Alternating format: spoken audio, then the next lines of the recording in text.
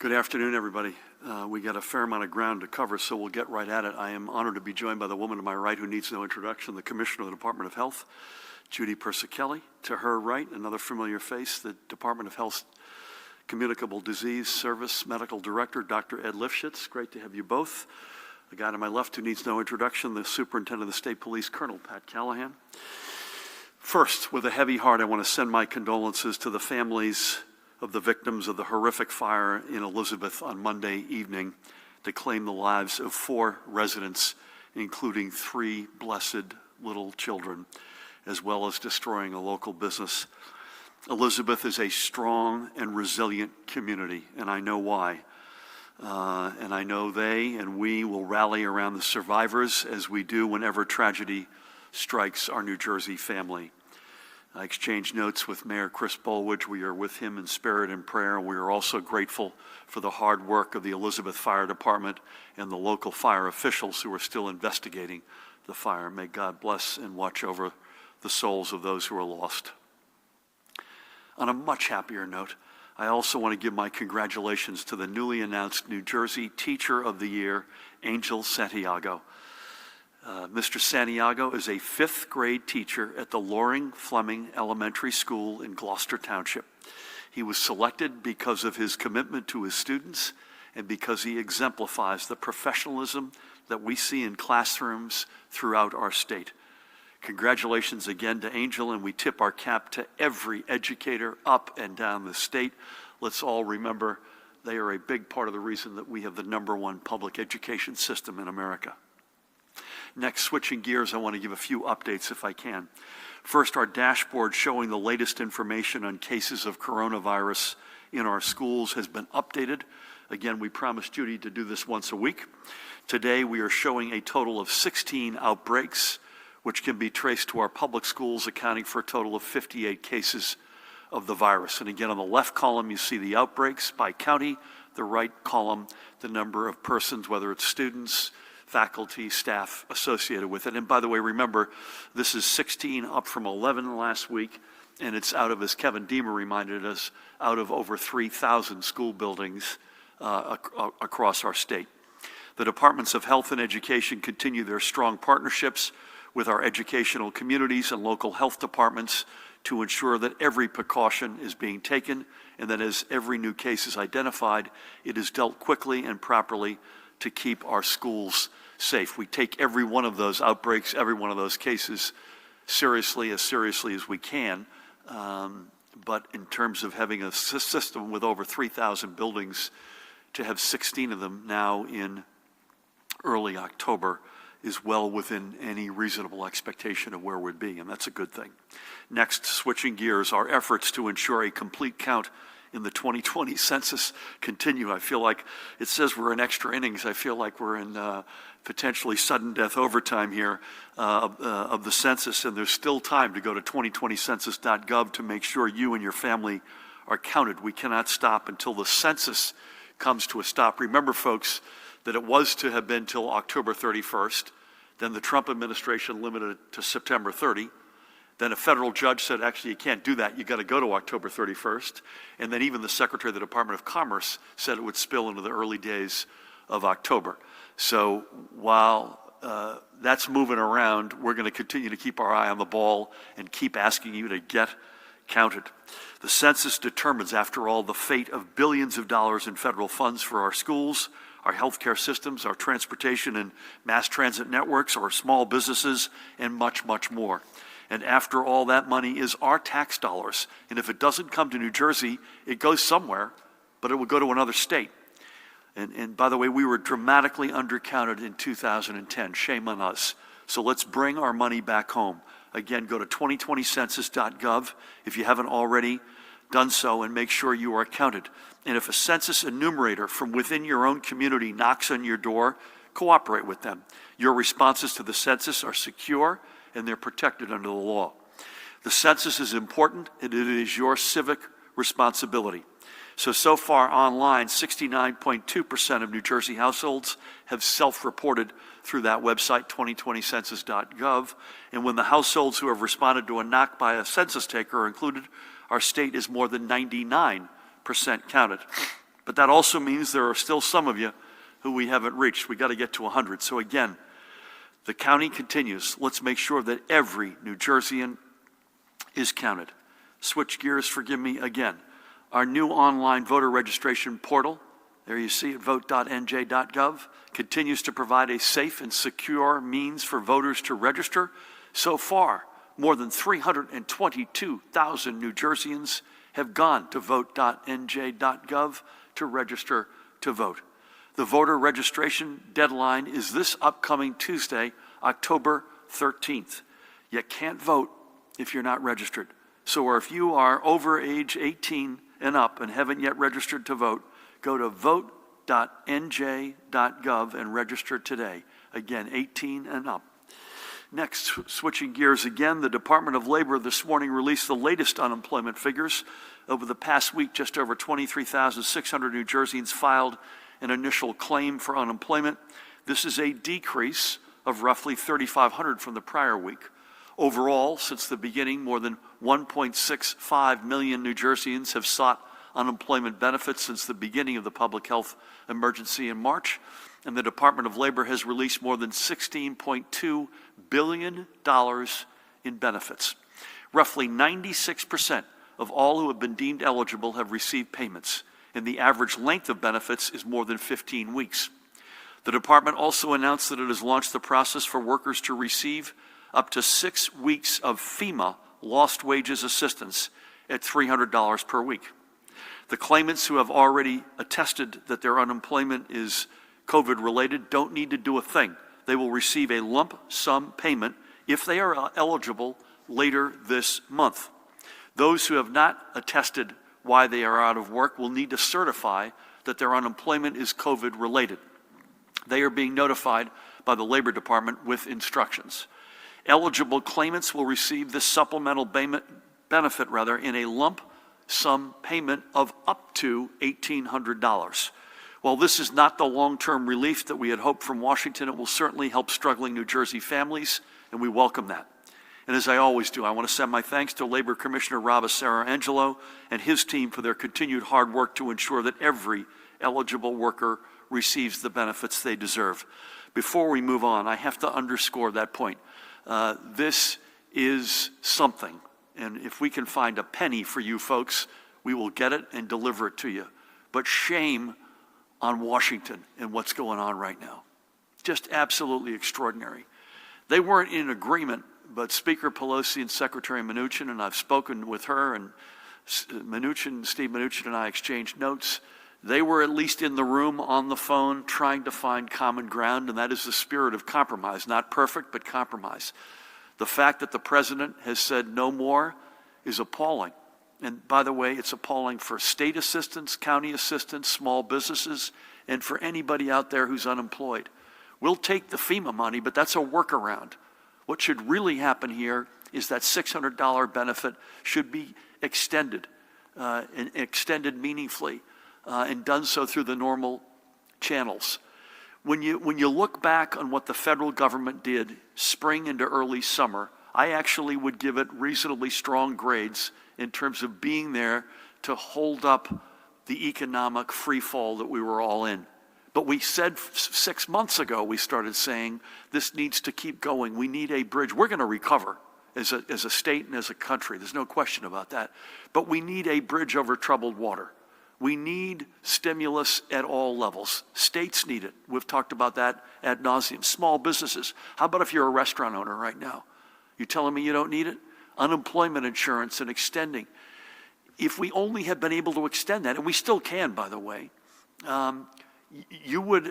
we would collectively have seen a much better transition period, both for the general economy and for everyone out there individually, every proprietor, every worker. And the clock has almost run out for the moment. So when you heard what the president said the other day, that could now be months until what we're talking about happens, whether he's reelected or Joe Biden is elected. We can't afford that.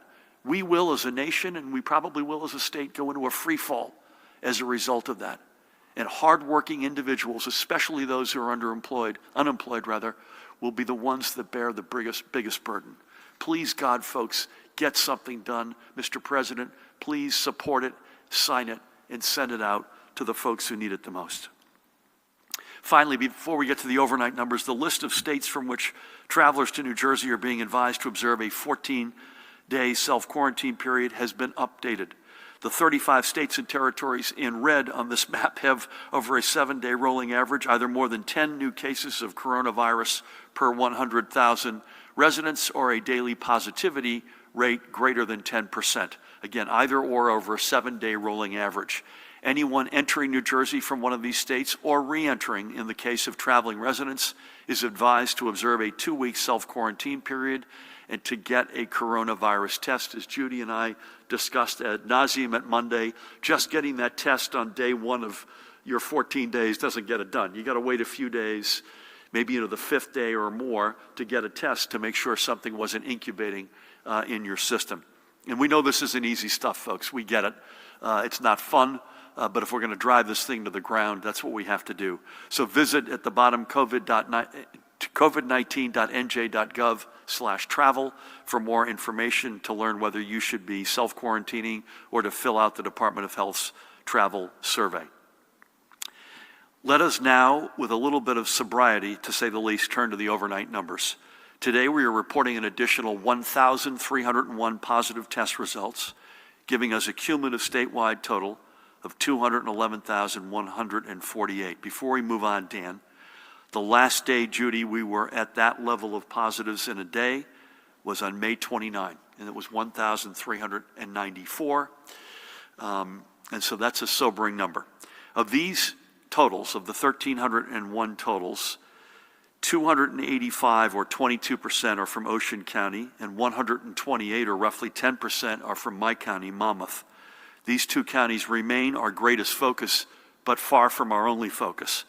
Bergen, Essex, Middlesex, Passaic, and Union counties all also reported more than 80 additional cases each. The statewide spot positivity rate for all tests recorded on October 4th, which was Sunday, is 3.69%. By the way, we've talked about how you kind of can get a sense of the testing capacity, and this is rough numbers. If you take 1,301 positives and you divide it by 0.0369, which is the spot positivity rate, you get a number that's plus or minus 35,000 tests. The good news, silver lining in this, is we've got as robust a testing reality as any American state, and that's before we get the Binax, and their first delivery has just come in, before we add that capacity to our numbers. Rate of transmission is currently 1.22. That's actually down slightly, bless you, from a couple of days ago. So we were as high as 1.27, and it's 1.26, 1.24, 1.22. Let's hope that keeps going in the right direction. In our hospitals, another sobering number, there were 422 COVID positive patients, 230 patients awaiting their tests. That's a total of 652. That's the highest number since August 6th. So that's a couple of months. And as I said, not just since August 6th, the numbers of COVID positive patients and the total number of patients in our hospitals have been increasing over the past several days. A total of 148 patients were in intensive care, and this number has also increased over the past several days, 52 requiring use of a ventilator. Sadly, with a heavy heart, we report an additional 11 losses of life confirmed to have been from COVID-19 complications. The total of confirmed deaths are now at 14,373. Additionally, the number of probable deaths as determined by the Communicable Disease Service overseen by Ed is currently 1,788.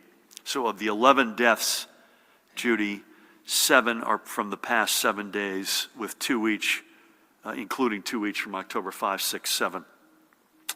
Again, apples to oranges, which we say every time we say it, but just so everyone has a spot sense, hospitals reported 13 deaths yesterday, but again, those numbers are not in the confirmed numbers. As we do every day, let's take a couple of minutes to remember 3 more of the blessed New Jerseyans who we have lost to this virus. We begin today in Montclair, the People's Republic, to remember longtime resident Carla Horowitz. She was 77 years old. Carla was born in Massachusetts, please don't hold that against her, Pat, and lived for 4 years in Japan after she married her husband Milt in 1962. Milt enlisted in the United States Air Force, which is why they were in Japan. From there, the couple settled in Montclair, and that's where they stayed. Carla discovered a love for the arts during her time in Japan and would turn that love into her career, starting a pottery business, the Clay Cellar Pottery, that would grow from being housed in the basement of a friend to a storefront in Montclair's South End business district that would serve as an all-in, one-shop studio and classroom for 16 years. She would go on to co-found the Doubletree Gallery of Fine Art and Contemporary Crafts and teach pottery at the Montclair Adult School, the New Jersey Center for Visual Arts, and the Montclair Art Museum.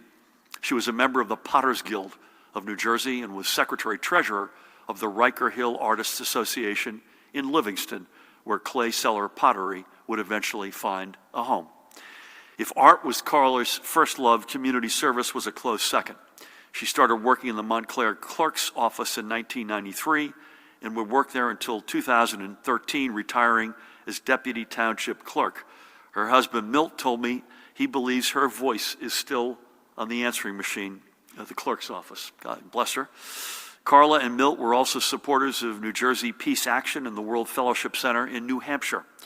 Carla leaves behind Milt, with whom I had a fascinating conversation on Monday about their time in the Air Force, especially about being Jewish and the stigmas associated with that at that time. This is the early to mid-60s. Just a fascinating discussion, and obviously about his beloved Carla. They were married for 58 years. She's also survived by her daughter Denise and son-in-law Daniel and her granddaughter Vanessa. They lost their son Jeffrey, sadly and tragically. He was born in Japan, by the way. They lost him in 1997. She leaves her brothers Lauren and Dennis and their spouses, as well as cousins, nieces, nephews, and countless friends. A full life if there ever was one. We thank Carla for sharing her passion for the arts and for her service to the community of Montclair that she loved, and may her memory be a blessing. Next, we remember Dr. Kenneth Jewell. Look at that smile, of Mountain Lakes. Ken was a respected radiologist who grew up on Long Island and was educated at both New York University and the University of Buffalo School of Medicine. He truly loved what he did and always gave his time to mentor fellow doctors, nurses, and technicians at Montclair Radiology, where he worked for 38 years until his retirement in 2011. Many of those colleagues became lifelong friends. But of course, life isn't all work, and Ken made sure he spent the rest of his time doing things he loved with the people he loved most, his family. He was a runner and tennis player and a movie buff. He loved taking his wife, Jane, with whom I had the great honor of speaking with on Monday, for a sushi dinner, as much as he enjoyed snorkeling with his kids on fun family vacations and playing in the pool with his grandchildren. Those are the memories his family will cherish. Ken leaves behind Jane, to whom he had been married for 56 years, along with his sons, Andy and Dan. They are respectively in New York City and Washington, D.C., and their wives, Shala and Lan, respectively, and his beloved grandchildren, Sarah, Zach, Emma, and Dylan. We thank Ken for his decades serving his patients and for being a model for the next generation of healthcare practitioners. May God bless him and watch over him and his family. And finally today, we recall Thomas King, look at that shot, of Paramus, who put up a valiant battle against this virus at the age of 90. Thomas was New Jersey through and through, a native of Kearney and a graduate of both St. Peter's University and Seton Hall University. After serving in the Army, he returned home to New Jersey to begin a career in education as an English teacher at Hasbrook Heights High School. In a few short years, however, he would trade the classroom for the administrative offices, first as the vice principal of Hasbrook Heights High School, and then principal, and finally superintendent of schools for Hasbrook Heights. In all, a 33-year career. He was literally a legend in that community. After he retired, Thomas returned to the classroom, albeit in higher education, as an adjunct professor of education at William Patterson University. He was a proud and devout Catholic and a longtime parishioner at Annunciation Roman Catholic Church in Paramus. He was active in the Hasbrook Heights Lions Club. Thomas is now reunited with his beloved wife, Eleanor, who we lost in the year 2017. He leaves behind their children, so 3 guys, Thomas Jr., James, William, 2 of whom are in New Jersey, 1 in California, and Kathleen, with whom I had the great honor of speaking.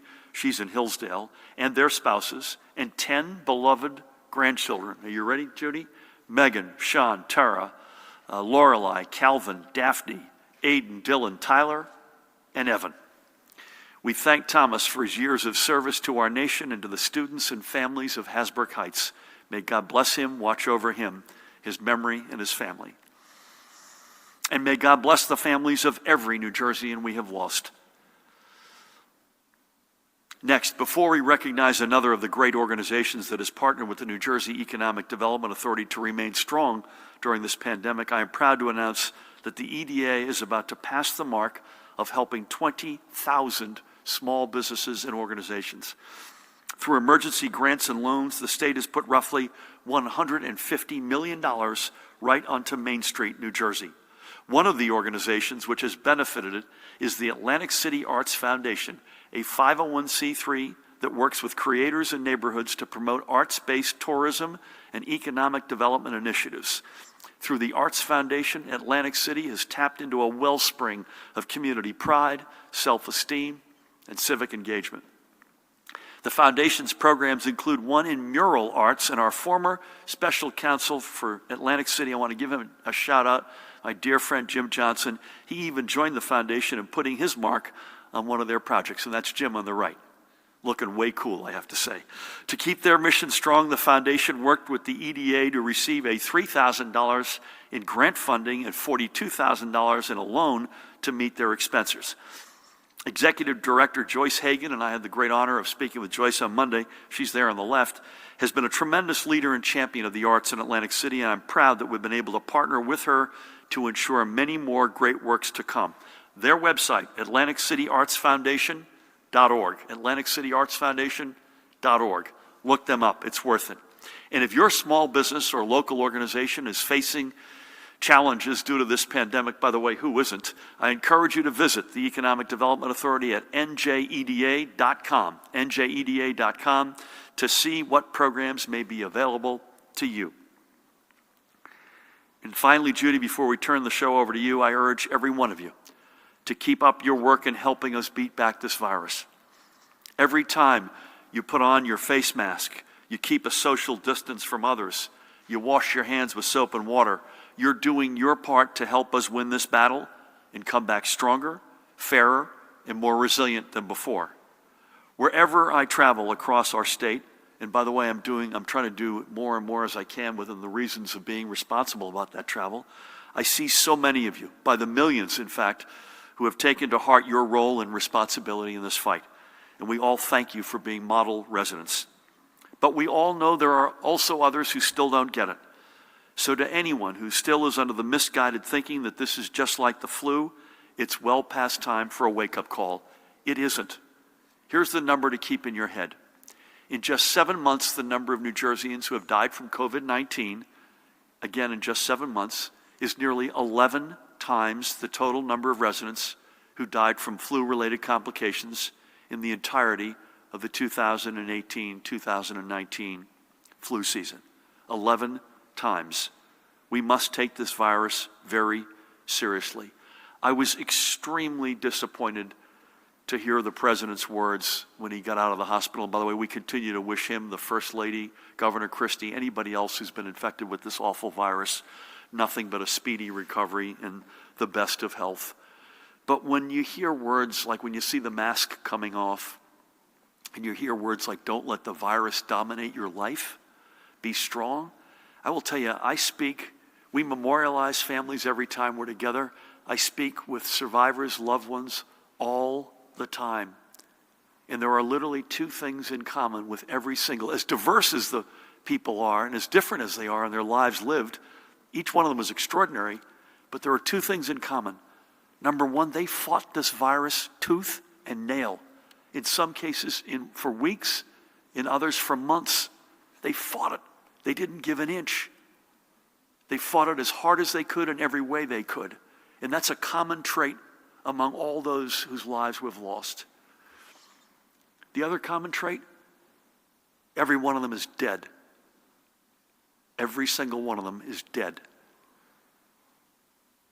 So to say this virus isn't still with us, to say that it isn't virulent, to say that it could not take your life is completely false. Every speck of that. So it's simple. We don't have a therapeutic yet. God willing, soon. We don't have a vaccine yet. Again, God willing, soon. And Judy will make sure when we get it, we'll kick the tires, make sure it's safe, efficacious, and it's delivered equitably. But until we have those, we're left with very few things at our disposal. The bad news is we don't have those. The silver lining is what we've got is not advanced calculus. This is basic stuff, folks. It's social distancing. It's wearing these. It's washing your hands with soap and water. It's taking yourself off the field if either you've traveled to a hot spot or if you've known that you've been exposed to somebody with COVID, or if you've got symptoms, or obviously if you yourself have COVID. And lastly, get tested, but get tested at the right point. The minute you think, Judy, that you've been exposed, the minute you get symptoms, the minute you've come back from traveling, quarantine first, wait a few days, and then get tested. I think our magic number is at least 5 days. Folks, that's not complicated, right? That's very basic stuff. That's what we've got to do. Please, God, do that. When we get 1,301 cases in one day, we know we're still in the fight, folks. When we memorialize these people every day, they're gone. They're dead. They've left us. Please, please, please continue to do the right thing as millions of you have. And for those of you who haven't, wake up. For crying out loud, wake up. Wake up. One last thing, Judy, before I turn it over on a slightly more upbeat note. On Tuesday, I thought we had great meetings with Dr. Debbie Birx and the leadership of both Rowan University, where Judy and Pat joined her, and Rutgers University, where the three of us joined her. It was a real honor to have her in New Jersey, and I want to thank her again for making the trip. She has been a consistent ally and source for us through all this craziness. She's been very good. And she said, listen, we happen to focus on higher ed, and higher ed continues to be a big priority for us as a health matter and also an enforcement matter, but she basically said it's a version of what we're seeing, which is community spread, and we're seeing that right now in counties. It's people congregating in close quarters indoors is basically what we're dealing with. I want to end with something she said, which is incredibly important for us to keep in mind, and Pat sent this quote along. She said, we need a surge in due diligence to prevent a surge in COVID-19. We need a surge in due diligence to prevent a surge in COVID-19. So let's have that surge in due diligence, especially now as the weather turns cooler and more activities begin to move indoors where we know this virus is at its worst. Let's keep up the fight, folks. Let's keep using our common sense for the common good. With that, it is my pleasure and honor to turn things over to the woman who needs no introduction, the Commissioner of the Department of Health, Judy Persichilli. Thank you, Governor, and good afternoon. As the Governor shared, we are seeing increasing signs of community spread in the state, predominantly in adolescents and young adults, but not exclusively. It is vital that residents continue to follow the steps we know can help prevent transmission. Social distancing, wearing a mask, getting tested, staying home when you're sick, and if you've had close contact with someone who has had COVID-19, quarantining. We are monitoring several specific areas of concern where we are seeing increases in cases. Most notable is the increase in cases that we have been following in Ocean County, and specifically in Lakewood. Today we're reporting 285 new cases in Ocean County, 206 of which are in Lakewood. In Lakewood, we are seeing increases primarily in persons between 19 and 49 years of age, primarily in white, non-Hispanic groups, and predominantly in males. Some of the increase in COVID-19 cases may be related to gatherings associated with religious services and/or celebrations that occurred in late September.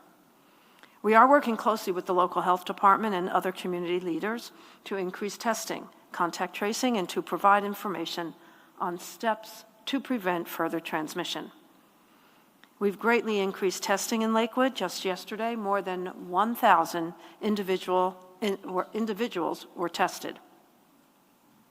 Today, there is testing available at the Monmouth Medical Southern Campus in Lakewood and Lakewood High School. Tomorrow, there will be testing at the high school again and the municipal lot. And on Saturday, testing will be available at the Lakewood High School.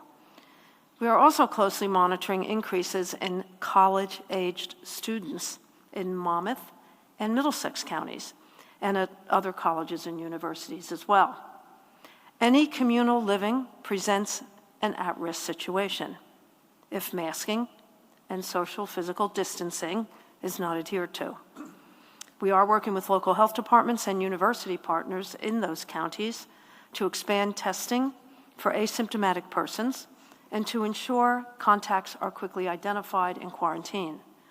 To date, cases don't appear to be associated with on-campus instruction, but rather are associated with informal gatherings and socializing. The department has set up a hotspot team, several of them, for Ocean and Monmouth counties, including Lakewood, and a second one for colleges and universities to work closely with the local health departments.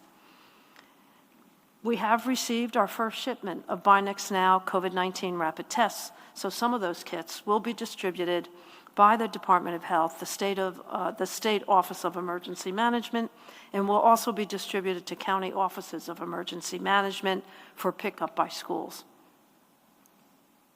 Over the past week, we have seen an increase in cases. We are seeing an uptick in hospitalized cases as well. Our rate of transmission is 1.22.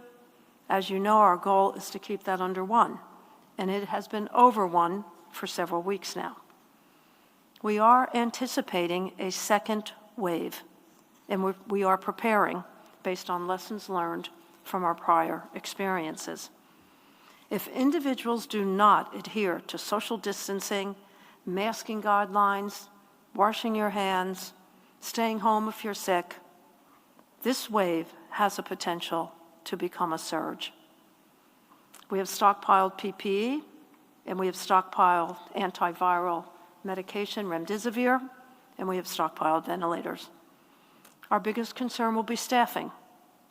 If healthcare workers fall ill, like in the prior surge, we will have a problem. Staffing will be affected. And unlike March and April, when healthcare workers from other states came to New Jersey to help out, those workers are now fully engaged in fighting this virus in their own states. We continue to work with our long-term care facilities on infection control and stockpiling. We know that the virus did not take a break. It is presenting itself in younger individuals who are experiencing mild and moderate symptoms. We also know that asymptomatic spread is more prevalent than initially thought, so the non-pharmaceutical interventions, hand washing, physical distancing, masking, are even more important. We know that inside is more of a problem than outside. As the cold weather sets in and people move indoors, the threat of spread is even greater. We also know that we will be fighting this enemy for a longer period of time and hope that community protection through effective vaccination against COVID-19 takes hold. Moving on to my daily report, as the governor shared, our hospitals reported 652 hospitalizations of COVID-positive patients or PUIs. 148 of those individuals are in critical care, of which 35% are on ventilators. Thankfully, there are no new reports of multisystem inflammatory syndrome in children. Our total cases remain at 58. At the state veterans' homes, the numbers remain the same, 390 cases among residents. That's cumulative. They are not new cases. and unfortunately, 146 deaths among our veterans. At our state psychiatric hospitals, 6 new cases have been identified at Greystone, and also 1 new report at Ancora. Across the hospitals, there have been a total cumulative 222 cases and 13 patient deaths. New Jersey positivity rate as of October 4th is 3.69%. The northern part of the state is reporting 3%. The central part of the state, 4.34%. And the southern part of the state, 4.08%. A robust contact tracing effort is underway. It is the key to containing the spread of COVID-19. And as you know, the COVID Alert NJ app is complementing our traditional contact tracing effort. The COVID app does not track or record users' GPS locations. It uses Bluetooth proximity technology and works through an underlying system developed by Google and Apple. To date, COVID Alert NJ has been adopted by approximately 3% of New Jerseyans. More than 137,000 have downloaded the app since last Thursday, but we need more. We need to reach a wider public participation in order to improve the effectiveness of the app and ensure that all New Jersey residents and vulnerable populations are protected against COVID-19. To the residents of New Jersey, please add your phone to the COVID fight. Download COVID Alert NJ. Receive exposure notifications. Protect your community and stay completely anonymous.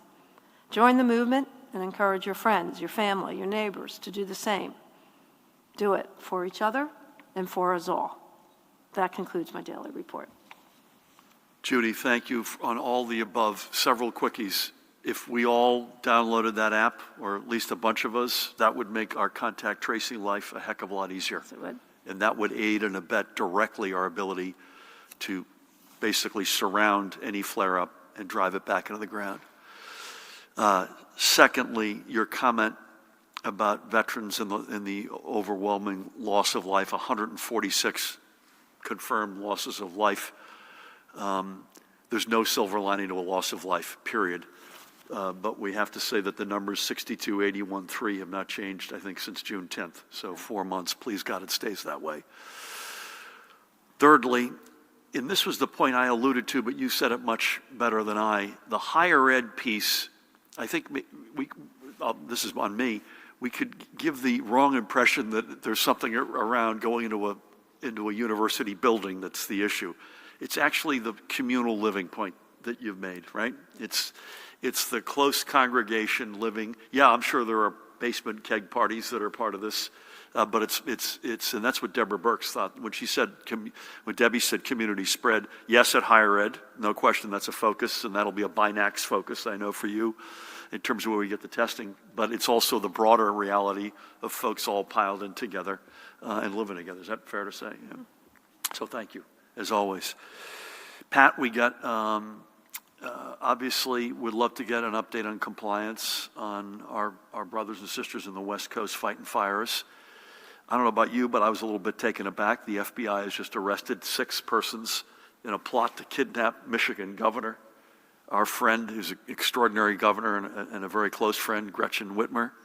Just goes to show you that, I think that goes to show you a lot of things, but the more we can come together, and the better. This is just beyond the pale, at least from my perspective.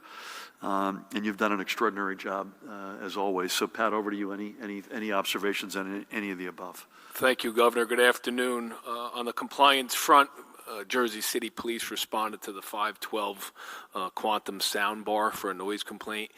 They found overcapacity, no social distancing, no masks, and the owner was cited with a summons for that. To the governor's point, with regard to our forest fire service, California has officially advised us they will not be extending their mission. They will be fighting fires for the next couple days. Their mission is due to end Saturday. And I know we flew their 4 vehicles out there, but California has agreed to service those 4 vehicles, and that entire team will be driving back to New Jersey. Probably a 4-day trip that'll start Monday or Sunday or Monday. So Couldn't charter the Russian cargo? no, they decided to drive. Okay, just So checking. so that we expect, again, not only that we pray for them the next couple days of fighting fires, but certainly for that long trip from the West Coast here. And lastly, Governor, if you've seen, we're also monitoring Hurricane Delta, which is expected to make landfall in Louisiana and Texas as a Category 2. It is a monstrous hurricane, and as we are always ready and poised should an EMAC request come from our Gulf states to support them in certainly in any way, shape, or form that we can. That's all I have, Governor. Thank you, Pat. I'm not going to get on the soapbox on climate change, but I will say just as a very simple observation, the amount of conversations we've had both publicly here and privately, many more so, about forest fires in the West and hurricanes in the South, and the amount of interactions I've had with fellow governors, you've had with your fellow leaders, it's becoming almost a weekly reality. In this season, of course, is the height of the season. So, and Monday and Tuesday, we're expecting a substantial amount of rain from that hurricane. So we're watching that as well, and we'll be obviously ready, Governor. Thank you, as always, Pat. Speaking of Monday and Tuesday, Monday is a state holiday, unless I've got my wires crossed. So next week will be unusual, and I think we reserve the right to call an audible on this, but we're only going to be together one time next week, and that's a week from today at 1 o'clock, unless you hear otherwise. We may well call an audible. I know I'm on the road publicly on Tuesday, and I believe publicly again on Wednesday, and we'll communicate virtually with you all. And if we think there's a reason, we're not taking these numbers right now lightly, I can promise you that. This is our overwhelming focus. If we think there's a reason to get back together in person, sooner than that, we will do that. But unless you hear otherwise, that's where it'll be. So let's start, Brent, with you, if that's all right. Good afternoon. Good afternoon. Is part of the dramatic increase in cases announced today because of a delay in results in Lakewood, because Saturday was the Sabbath and there might not have been testing on Saturday? What happens if the state, I did a story on this today, what happens if the state qualifies for its own travel advisory? They're apparently getting close. When did you last speak with Governor Christie, and how is he doing? Do the recent case uptakes complicate increasing capacity at indoor dining, and are we closer to tightening restrictions than we are lifting them further? And last one, President Trump said today he may have gotten COVID from Gold Star families, but that reception he had with them was 4 days before the Bedminster trip. What's your reaction to that? I missed that. What last one again, President Trump said? Last one, President Trump said today he may have gotten COVID from meeting with Gold Star families, which came 4 days, a reception that came 4 days before the Bedminster trip. Any reaction to that?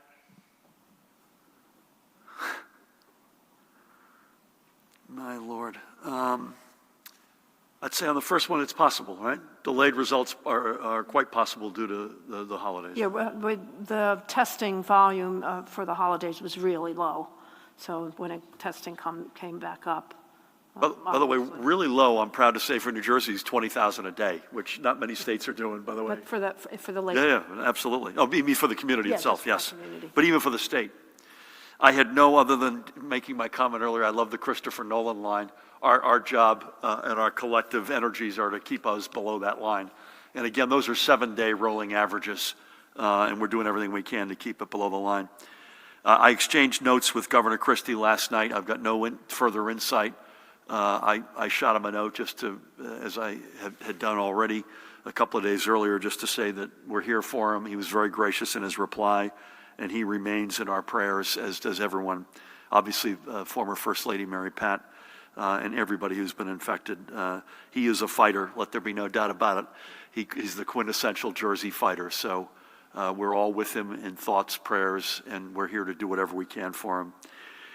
Unless Judy or Ed or Pat see otherwise, I don't think indoor dining is right now, in based on what we've seen, we can't say definitively that that's a cause for this. I don't know whether you're going to agree with that, but in our private deliberations, we haven't seen that.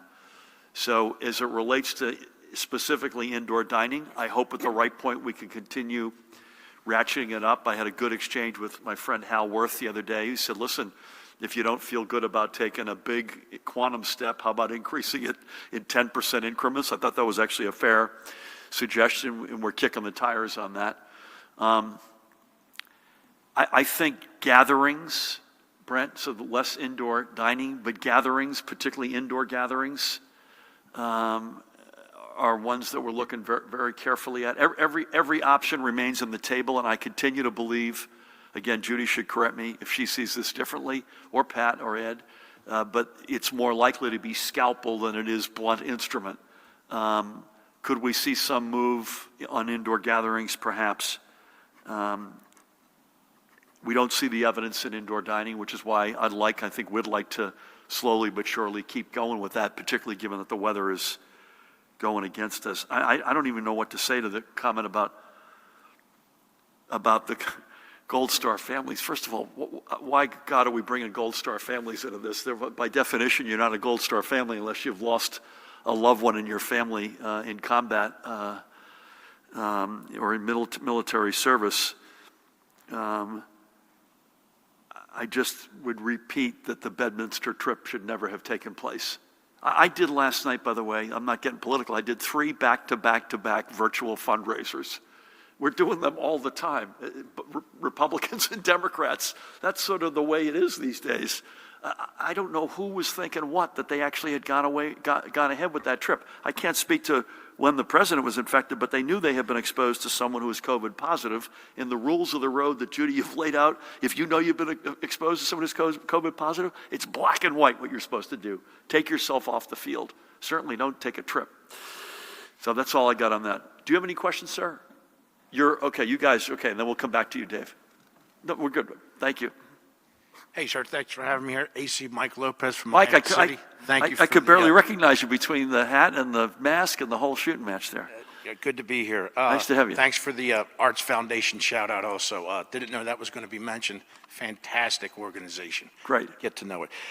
Governor, this past week, the Budokan and Continental, 2 restaurants on the boardwalk and the pier, announced that they would be closing permanently. Atlantic City relies heavily, as we all know, on bar and restaurant scene as part of the tourism economy, a sector which experts say which will be the last sector to recover. The establishments can't survive, so they say, indefinitely on 25%. I know you've answered a little bit right there.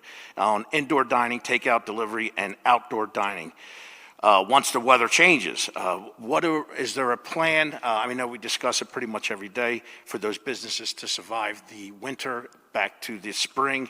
And then also, if I could, sir, Stockton next week, I believe it's one of your trips down south. What do you see as the an impact in South Jersey and Atlantic City and Atlantic County in general for that groundbreaking that we've been so eagerly waiting next week? Yeah, thank you, Mike. So on the 1st, I saw the same announcement. My wife and I, usually twice a year, will spend at least a night, maybe a weekend in Atlantic City. We're going to do that again coming up, I hope, sooner than later. One of our favorite spots is to go and have lunch at Budokan, and if it's a Saturday or a day off, don't tell anybody. I might even have a beer or 2. So I saw that announcement and reacted with a heavy heart. I don't know the other restaurant, but I know Budokan. And sadly, I'm bummed, as we all should be, but sadly, it's one example of many right now, not just in Atlantic City, but around the state and around the country. And the hospitality/restaurant business, of all the business sectors, that's at the top of the list of those that have been clobbered.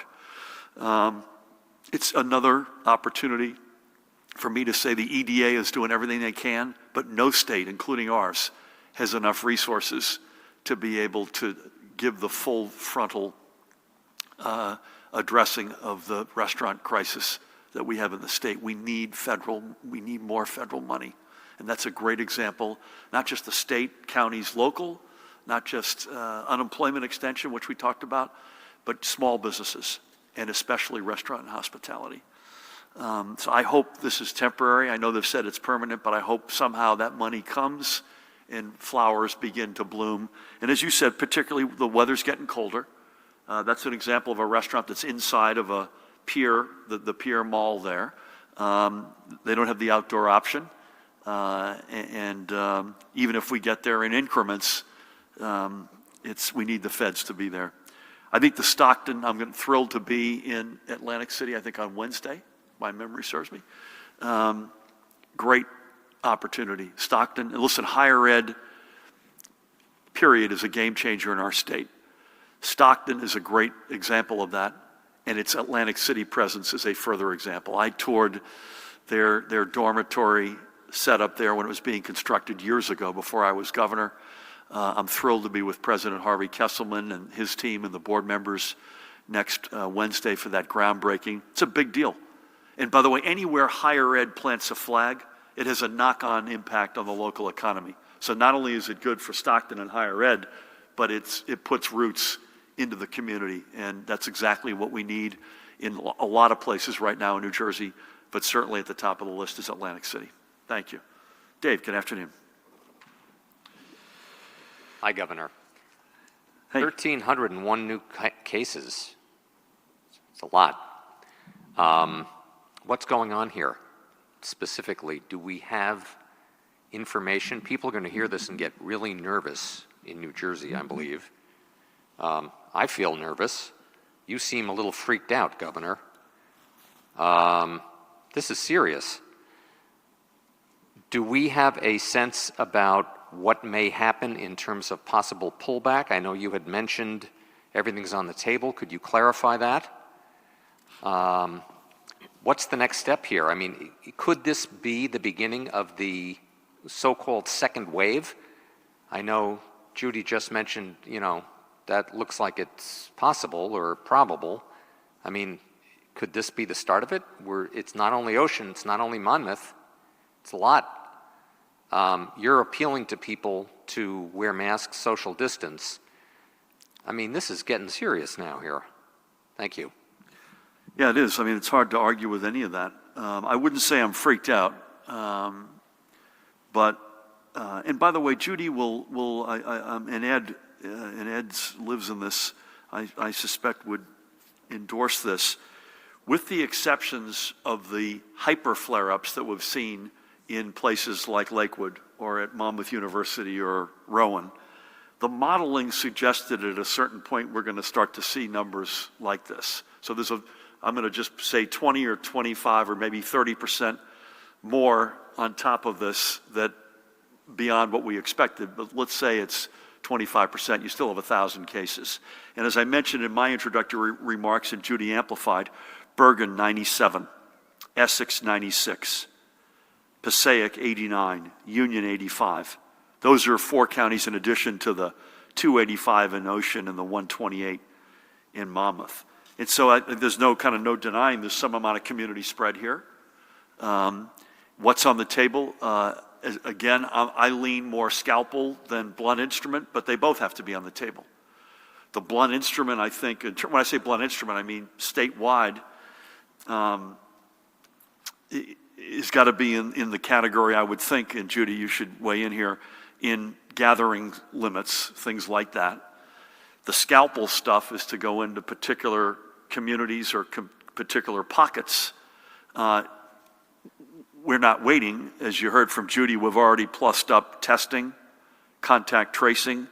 You should expect to see, I think you previewed this, Judy, that the Binax test, by the way, if you haven't been paying attention and you're just tuning in on this is something that can be done locally, administered by a school nurse, and you get your result in 15 minutes. So that test we just got our first batch in. Judy and Pat, both from a health and OEM standpoint, are overseeing over the next few days how that gets distributed.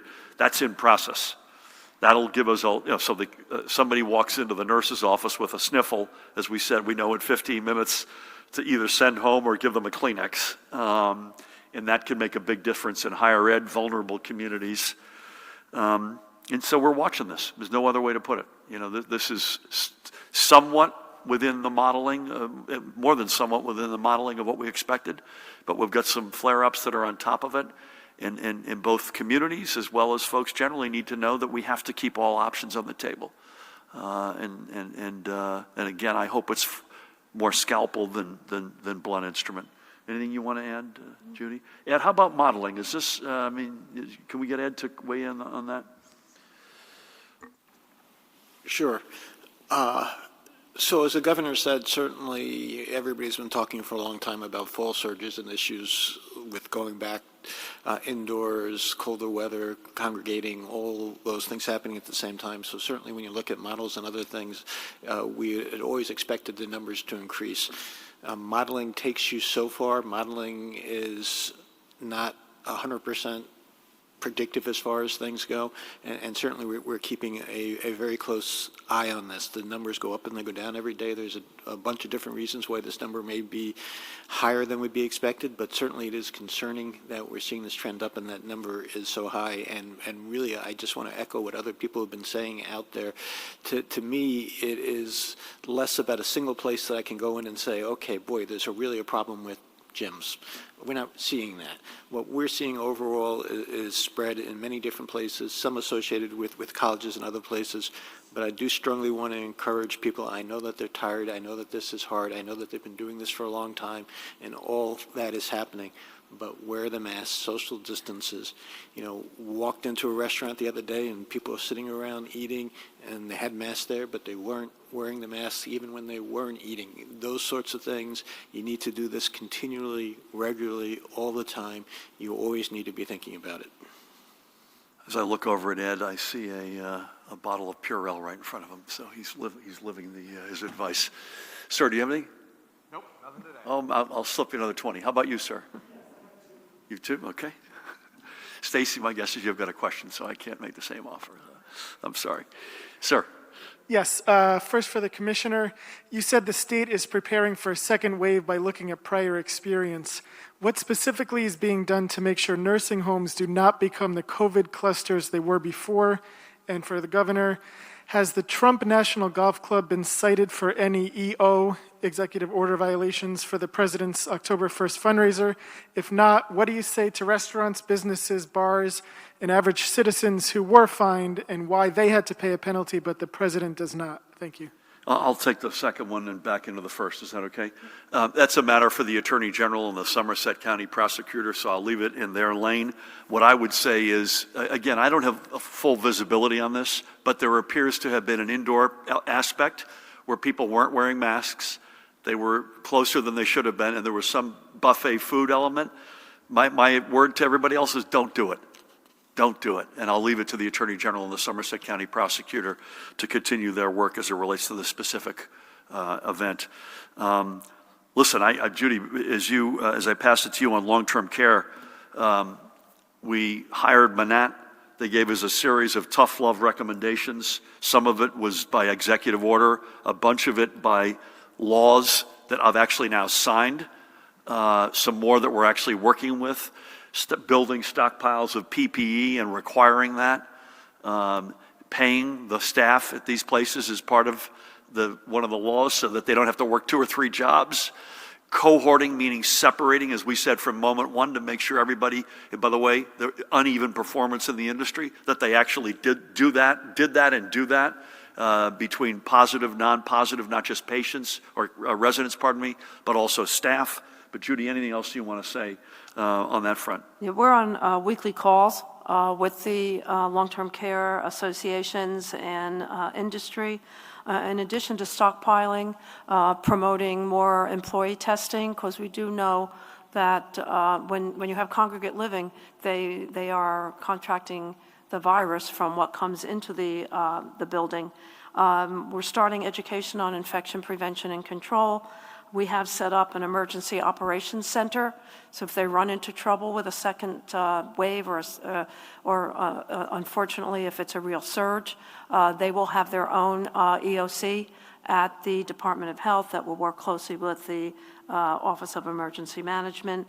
We are not only working with them to develop cohorting within their organizations, but we will also be developing COVID-only nursing homes and transferring individuals appropriately so that the spread of the disease, the disease does not spread amongst people that are negative.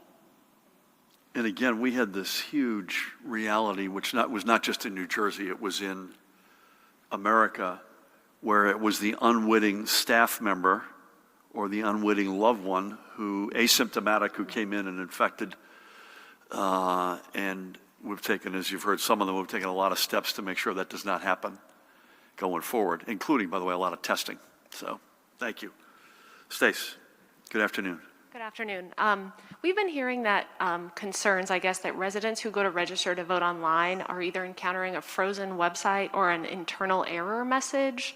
I wonder if you're aware of that problem and what's being done to fix it. And I guess more broadly, what are you doing to ensure that the site doesn't crash like happened in Florida earlier this week? Also, the VFW has demanded that a special prosecutor investigate the deaths at the veterans' homes. Do you agree that this should be done? And if not, can you explain what your previous call for a full accounting means? On the situation in Michigan, investigators there said other states were also targeted. Can you say if New Jersey was one of them? And if so, will you beef up security, or what would be the response?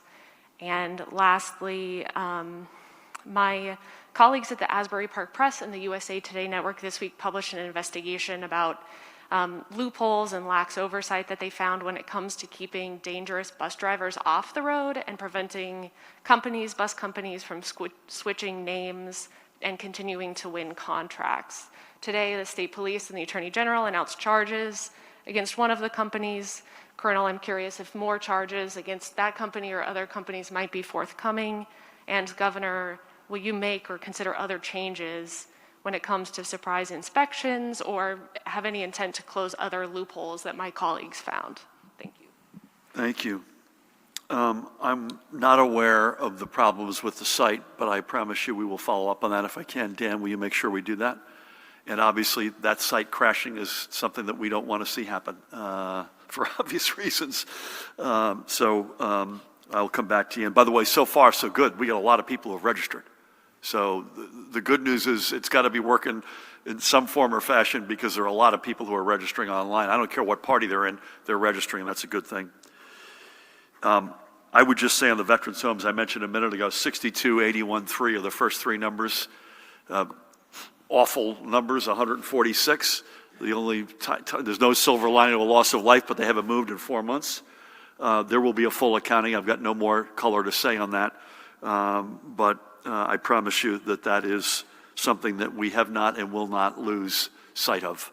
Our veterans, I mean, we've seen this around the country. We've seen it in long-term care generally. But our blessed veterans, we need to stand with at all costs. I'm not aware of other states, in addition to Michigan's governor, that have been targeted. So I want to just say she's a great person. I know her very well. She's also a great governor. This is completely unacceptable. And again, it's a symptom of the moment we're in, which people who are at the fringe are given a permission slip to do things like that, which is incredibly sick. Again, I'm not aware of others. I'm not aware of anything in New Jersey, but I note that Pat carries a gun, and I'll be following him out of here very closely. Dangerous bus drivers. Listen, I've not read the articles. Pat should talk about the action if he wishes, or Matt Placken's with us as well, Chief Counsel, to talk about any action that the AG or state police have taken. But what you've described is unacceptable. So am I open-minded to other steps? Maybe statute. We did a lot of. I've signed a lot of laws related to school buses. If there's more steps we should be taking with, I assume these are commercial buses. That's something that I'd be open-minded to. You mentioned spot inspections. I'd be open-minded to, without having been read in on what the actual facts are, keeping dangerous bus drivers out of the driver's seat is something I'd be committed to. Pat, anything you want to add? I would just say that investigation does fall under the Attorney General's office, but whether it's the theft by deception, fraud, improper endorsements on licenses, wherever that exists, we will certainly, as the state police, support the Attorney General's efforts to, to not only identify, but then also to investigate, and if probable cause exists, to charge them accordingly. Matt, anything you want to add? You good? I'm going to take a quick swig here.